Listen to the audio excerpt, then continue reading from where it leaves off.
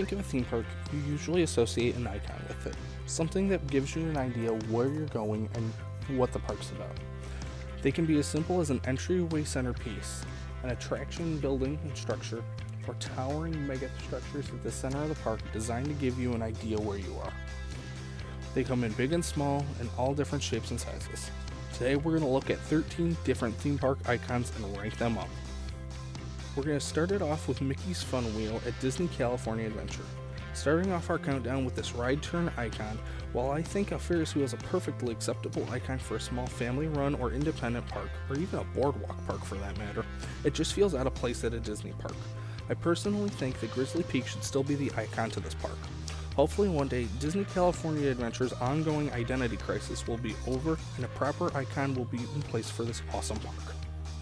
Up next, we have the Tree of Life at Disney's Animal Kingdom. The Tree of Life is the centerpiece of this park. The 145-foot tall tree has 325 different carvings of animals, both extinct and living, on it. It even has the attraction, It's Tough to Be a Bug, inside of it. It's the perfect fit for Disney's Animal Kingdom. There's just so many other towering icons that surpass it on this list. Next, we have the Pharaohs Lighthouse at Islands of Adventure. Inviting you to live the adventure, the Pharaohs Lighthouse calls and guides you into the park. It also is a real functioning light on top to guide you back home after a day of traveling the park's many islands. This icon, while great and detailed, and again is a perfect fit for its park, just isn't so unique as you can find lighthouses almost anywhere along any body of water, which is why it just misses the top 10 on this list. Number 10, we have the Cedar Point Skyline at Cedar Point. While most won't call this an icon, and it might be a stretch, but this is my list, and I say it is. When driving down the Cedar Point Causeway, whether it's for the first time, the 12th time, or even the 100th time, the skyline in the distance, the monster 420 foot, 310 foot, 205 feet tall, and 223 foot tall coasters and rides dominating over the Lake Erie skyline, especially when trains are rolling the track. This is what Cedar Point is known for and makes it America's rock and roller coast. It gets you amped up for a day at the point, and in my book is one of the most picturesque skylines, and you don't see this in most other theme parks. So in my book, Cedar Point's known for its coasters, and that skyline of coasters is an icon in my book. At number 9, we have the defunct Sorcerers Hat at the Disney-MGM Studios. Created for the 100 Years of Magic celebration, the hat is remembered fondly by those who loved it, and there's just as many people that are happy it's gone, no longer blocking the Chinese theater in the distance down Hollywood Boulevard. It worked in its purpose, though, for the park, tying the magic of Disney films and the movie-making magic together in one unique and long-gone icon. At number 8, we have the Universal Globe and Arch at Universal Studios Florida and Universal Studios Hollywood, greeting you to ride the movies at every Universal Studios theme park. The Universal Globe and Arch are iconic gateways into the movies, and it's ingrained in any 90s Nickelodeon kid. Heck, even Disney knew the power of a studio arch and built one to separate the Hollywood from the backlot areas of the Disney-MGM studios. Number 7, we have the Twilight Zone Tower of Terror at Disney's Hollywood Studios. In the rebirth of this park, the menacing Hollywood Tower Hotel has become the de facto icon of the Disney Hollywood Studios park.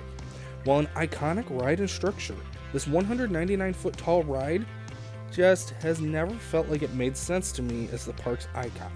The Chinese theater would have been a better fit, in my opinion.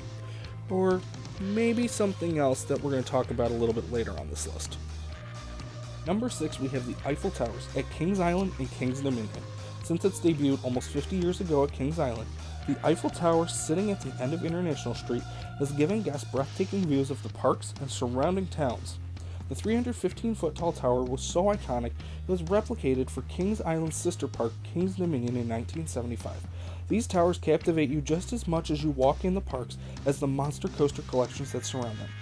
Combine them with the fountains, you have an entryway icon to rival anything at a Disney park. Number 5, we have Sleeping Beauty Castle at Disneyland. The original Disney castle deserves a spot in the top 5. For decades, not only serving as the icon of the park, but also the Walt Disney Company as a whole.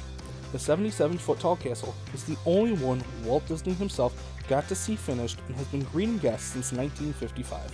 60 plus years later, and it still invites us to wish upon a star and fly off to Fantasyland. At number 4, we have Cinderella Castle at the Magic Kingdom.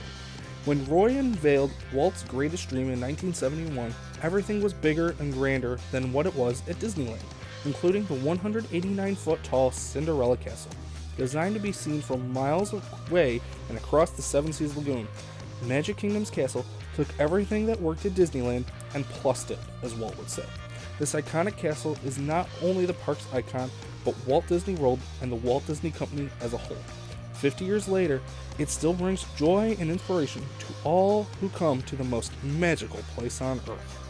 At number 3, we have the Earful Tower of the Disney-MGM Studios. In the mid to late 80s, a new towering structure could be seen as you drive down World Drive. The 130-foot tall Earful Tower, the rightful icon of Disney-MGM Studios. While never in the easiest place to get photos, this icon perfectly fit the Disney studio themes of an iconic Hollywood and movie making magic. I personally wish they could have found a way to save and relocate this icon so it could still be, and still is to me, the icon of Walt Disney World's third gate. At number 2, we have Wonder Mountain at Canada's Wonderland. When Kiko ventured into Canada, they needed a new icon at the end of International Street, just as iconic as the Eiffel Tower before it. The solution? The 150-foot tall Wonder Mountain with its Victoria Falls. This iconic mountain has grown and changed slightly since its debut in 1981.